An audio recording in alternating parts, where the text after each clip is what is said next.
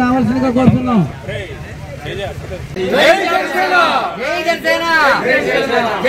నమస్కారం. దాసరి రాము, తెలగా బలిజా కాపు joint action committee, దక్షిణ భారతదేశ కన్వీనర్. మన ఎలక్షన్ సందర్భంగా మన జిల్లా ఉమ్మడి తూర్పుగోదావరి జిల్లా కోనసీమ జిల్లాకు వచ్చాం. నిన్న ఈరోజు అంతా మార్నింగ్ రాజోల్లో అక్కడ బీసీఎస్సీ పెద్దలు, కాపు కమ్యూనిటీ అందరం కూడా ఒక ఆత్మీయ సమావేశంలాగా కలిసాం. ఇప్పుడు మన పి గన్నవరం నియోజకవర్గంకి వచ్చాం. ఇక్కడ కూడా ఎస్సీబీసీ పెద్దలందరినీ కూడా కలవటం జరిగింది. ఇక్కడ జనసేన పార్టీ అభ్యర్థిగా ఉన్నారు మన గిడ్డి సత్యనారాయణ గారు. ఈ ప్రాంతంతో నాకు మొదటి నుంచి మంచి అనుబంధం ఉంది. గతంలో ఉద్యమాలు చేసినప్పుడు కూడా మా పెద్ద కాపు గారు, మిగతా వాళ్ళందరూ కూడా అందరం కలిసి పనిచేశాం. అంబాజీపేట ఈ ప్రాంతాలందరం కూడా. అందరినీ కోరుతుంది ఒకటే, జనసేన పార్టీ డబ్బులు ఎక్కువ పెట్టిన పార్టీ కాదు, లేదా అవినీతి కేసుల నుంచి బయటపడదామని కాదు, అవినీతి సొమ్ము దోచుకుందామని పెట్టింది కాదు.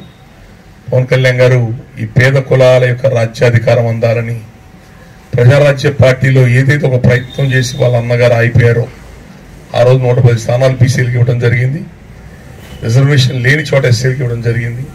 సామాజిక న్యాయం అనే పదాన్ని ప్రజల్లో తీసుకొచ్చారు. ఆ రోజున జ్యోతిరావు పూలే అనే ఒక మహానుభావుడిని మన ప్రాంతాన్ని పరిచయం చేశారు.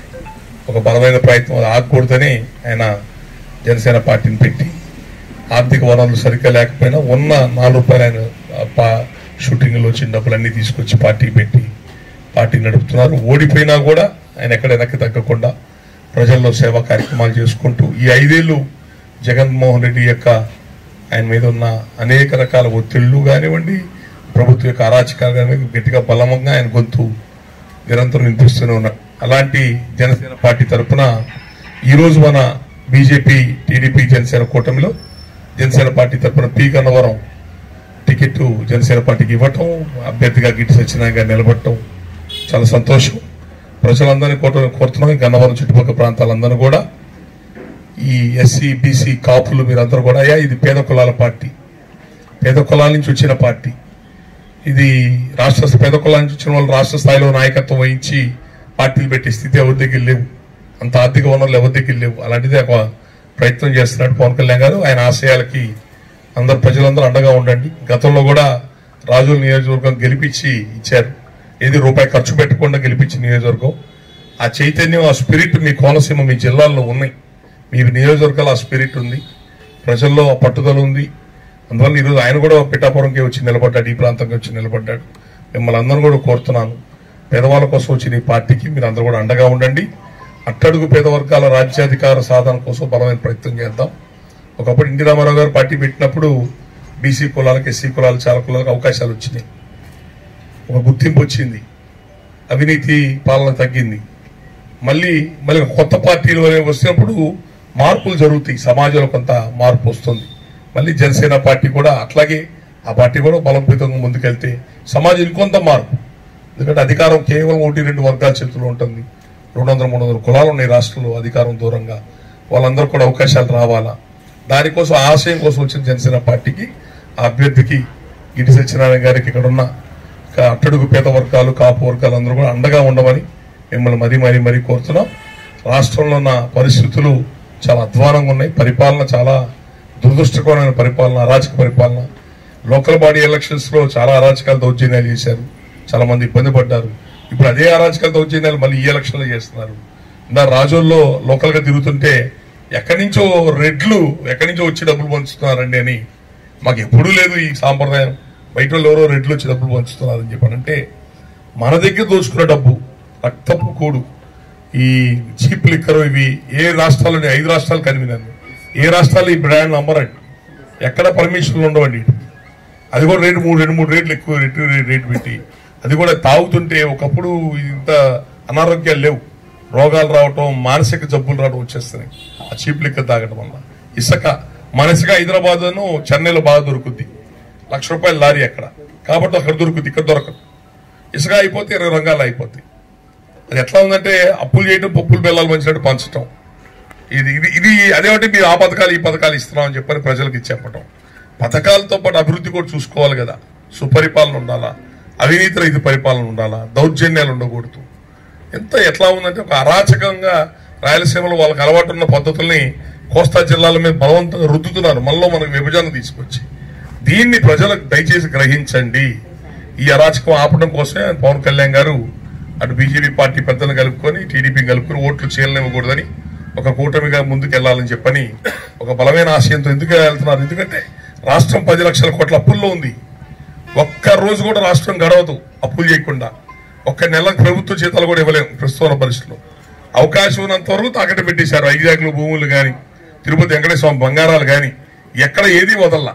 ఇక మీ టైటిల్ లీడు మీ పాస్ పుస్తకాలు వాళ్ళ చేతిలో పెట్టుకుంటే వాటిని కూడా పెట్టుకోవచ్చు తీసుకెళ్ళి. ఒక నెల ఖర్చులకు ఒక ఊరు భూముల్ని తాకట్టు పెట్టచ్చు. ఇట్లా ఇంత గందరగోళం వాతావరణం నుంచి బయటపడాలంటే మాత్రం ప్రజలు చైతన్యంగా రేపు బలంగా ఓట్లు వేయండి. మన దగ్గర దోచుకున్న అవినీతి డబ్బుని తెచ్చి 1000 కోట్లు మళ్ళీ గుమ్మరిస్తున్నారు అధికారం కోసం. ప్రలోభాలకు లొంగద్దు. మన పెద్దలు స్వతంత్రం తెచ్చి ప్రజాస్వామ్యం ఇచ్చి ఓటుకు ఇచ్చింది 5 ఏళ్లకు ఒకసారి మీ ఓట్లు అమ్ముకోవటానికి కాదు, నిజాయితీ గల వ్యక్తులను గెలిపించుకొని మన ప్రాంతాలను బాగు చేసుకోవటానికి. కాబట్టి కులాలకు మతాలకు అతీతంగా వర్గాలకు అతీతంగా అందరూ కూడా ప్రలోభాలకు లొంగబాకండి, డబ్బులకు లొంగబాకండి. మంచి వ్యక్తుల్ని గెలిపించుకునే ప్రయత్నం చేయండి. నిజాయితీ గల ప్రభుత్వాలు నిర్మాణం చేసుకోవడానికి ప్రయత్నం చేయండి. రాజధాని ఎక్కడుందో కూడా తెలియని పరిస్థితుల్లో ఉన్నాము. ఒకప్పుడు చెన్నై నుంచి తమిళనాడు నుంచి బాబు మేము వెళ్ళిపోతామంటే చెన్నై వదిలిపెట్టిపోండి అన్నారు. తెలంగాణ నుంచి మాకు వేరే సెపరేట్ కావాలని చెప్పి వాళ్ళంటే వాళ్ళు హైదరాబాద్ వచ్చేసాం. ఈరోజు రాజధాని ఎక్కడుందో తెలియదు. రాజధాని సరిగ్గా వ్యవస్థ లేకపోతే కొత్త పెట్టుబడులు రావు. నవ్వుకుంటారు కంపెనీలు ఎక్కడయా మీ ఆఫీసులు ఎక్కడా అని అడుగుతారు మనల్ని. అంత దుర్భరమైన పరిస్థితిలో రాష్ట్రం ఉంది. కాబట్టి ఈ రాష్ట్రం వాళ్ళకి గాడిలో పడాలంటే కేంద్ర సహాయం కావాలా. బీజేపీ పార్టీ మళ్ళీ అధికారంలో రాబోతుంది. కేంద్రం యొక్క సహకారం తీసుకొని రాజధాని నిర్మాణం చేసుకోవటం కానివ్వండి, ఆర్థిక లోటు పూడ్చుకోవటం కానివ్వండి, ఇవన్నీ కూడా అందుకనే ఈ 2-3 పార్టీలు కలిసి కూటమిగా ఒక మంచి ఆలోచనతో ముందుకు పోతున్నారు. ఈ జనసేన కూటమికి మీరు అందరూ ప్రజలందరూ కూడా అండగా ఉండండి. రేపు ఎలక్షన్ అటు అంధకారంలోకి వెళ్ళిపోవటమా అభివృద్ధిలోకి వెళ్ళటమా తేలుతుంది ఎలక్షన్. మీరు రాయలసీమలో ఇప్పుడు అక్కడ ఉన్న అదే వాతావరణం మా రాష్ట్రం అంతా కావాలనుకుంటే మీకు ఎట్లాగా మీ బాధ్యత రాయించకండి. ఎందుకంటే ఆమె ఎవరినో ఒక ఆమెను అడిగారంట, భర్త లేనామని అడిగితే దీవించమ్మా అంటే నాలా కలకాలం ఉండండి అయ్యా అందంట. అట్లా మా రాయలసీమలో మా దౌర్జన్యాలు డబ్బుతో మేము అరాచకంగా ఉన్నాం, అందరూ కలకాలం ఇట్లాగే ఉండండి రా బాబు అని చెప్పని వాళ్ళు అన్ని ప్రాంతాలు ఇలాగే అలవాటు చేస్తున్నారు. ఇది ఈ రావణ కాష్టం ఆగాలి. దీనికి ప్రజలు మీరు చైతన్యవంతంగా అందరూ కూడా అండగా నిలబడమని జనసేన పార్టీ అభ్యర్థి గిడ్డి సత్యనారాయణ గారికి మీ అమూల్యమైన ఓట్లేసి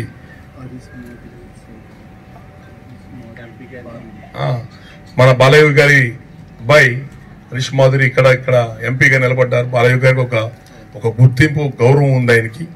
ఈ ప్రాంతాల కోనసీమ ప్రాంతాల్లో ఈరోజు నేషనల్ హైవే ఈ ప్రాంతాలకు వచ్చిందని చెప్పానండి. మా నేషనల్ హైవే మీకు దగ్గర వచ్చి పాస్ అయినా రైల్వే ట్రాక్లకు సంబంధించి తెచ్చే ప్రయత్నం చేసినా ఒక గుర్తింపు కొన్ని ప్రయత్నాలు జరిగినాయి అంటే బాలయ్య గారు మహానుభావుడు. ఆయన ఉండుంటే ఎక్కడో పెద్ద స్థాయిలో ఉండేవాడు. ఆయన లేరు. మంచి కుటుంబం, మంచి పేరున్న కుటుంబం, అందరితో బాగుంటారు. ఆయన మన వాళ్ళ పార్టీ ఆయన కుటుంబం నుంచి ఎంపీ అభ్యర్థిగా హరీష్ మాధుర్ గారు వారి అబ్బాయి గారు ఇక్కడ మన అమలాపురం ఎంపీగా నిలబడుతున్నారు. వారికి అండగా నిలబడండి. మళ్ళీ బాలయోగి గారి కొడుకుని మళ్ళీ ఎంపీగా గెలిపించుకొని బాలయోగి గారి ప్లేస్ లో మళ్ళీ ఆ కుటుంబం నుంచి ఒక మనిషిని మనం ఎంపీగా ముందుకు తీసుకెళ్తే మన గొంతు ఢిల్లీలో మళ్ళీ మన గొంతు వినిపించుకోవడానికి అవకాశం ఉంటుంది. ఈ ప్రాంతాలను అభివృద్ధి చేసుకోవడానికి అవకాశాలు ఉంటాయి. కాబట్టి పేద బడుగు బలహీన వర్గాలు కాపు వర్గాలు అందరూ కూడా ఒక మాట మీద ఉండండి. రేపు రాబోయే ఎలక్షన్ జాగ్రత్తగా అందరు నిలబడి ముందుకెళ్ళండి. సోమవారం ఎలక్షన్ వచ్చింది, సెలవు వచ్చింది కదా అని శని ఆది సోమవారం 3 రోజులు సెలవులు శుభ్రంగా తీర్థయాత్రలకు వెళ్దామా, పిల్లల సెలవులు వచ్చింది ఇంకెక్కడ బయటికి వెళ్దామా, ఇలాంటి ముందు అవి మానేయండి జనాలు. దయచేసి ఓటు అయిపోతే చచ్చిపోయినట్టుతో సమానం. ఓటు అమ్ముకున్నామంటే మన వ్యక్తిత్వాన్ని కులాన్ని అమ్ముకున్నతో సమానం. మీరు దయచేసి కొంచెం బాధ్యత కొండి. రేపు ఈ ఎలక్షన్ లో అందరూ కూడా మీ యొక్క అమూల్యమైన ఓట్లు కూటమికి వేసి జనసేన పార్టీ అభ్యర్థిని గెలిపించమని, ఈ రాష్ట్ర భవిష్యత్తును కాపాడమని కోరుతున్నాం. Thank you. అందరూ తెలియని ఏం కాదు, ఇక్కడ ఫస్ట్ ఓటు ఎంపీ ఓటు ఉంటుందండి. మనం జనాలు చెప్పుకోవాలా. ఈవీఎంలో ఫస్ట్ ఓటు ఎంపీకి ఉంటుంది, రెండో ఓటు ఎమ్మెల్యేకి ఉంటుంది. ఇది అక్కడ కన్ఫ్యూజన్ లేకుండా చెప్పుకోవాలి జనాలకి మనం. రెండోది నొక్కంగానే ఓటు పడ్డట్టు కాదు, నొక్కంగానే సౌండ్ రావాలి. ఆ సౌండ్ వచ్చిన తర్వాత మీరు ఓటు పడ్డట్టు. ఇలాంటి కొన్ని విషయాలు జాగ్రత్తగా అటు నాయకులు చెప్పాలా, ప్రజలు తెలుసుకొని ఓట్లకు మధ్యాహ్నం భోజనాలు తిందా తీరిక బయలుదేరదాం కాకుండా పొద్దునే లేచి అందరూ వెళ్ళి ఓటు హక్కు వినియోగించుకోవాలని కోరుకుంటాం. Thank you.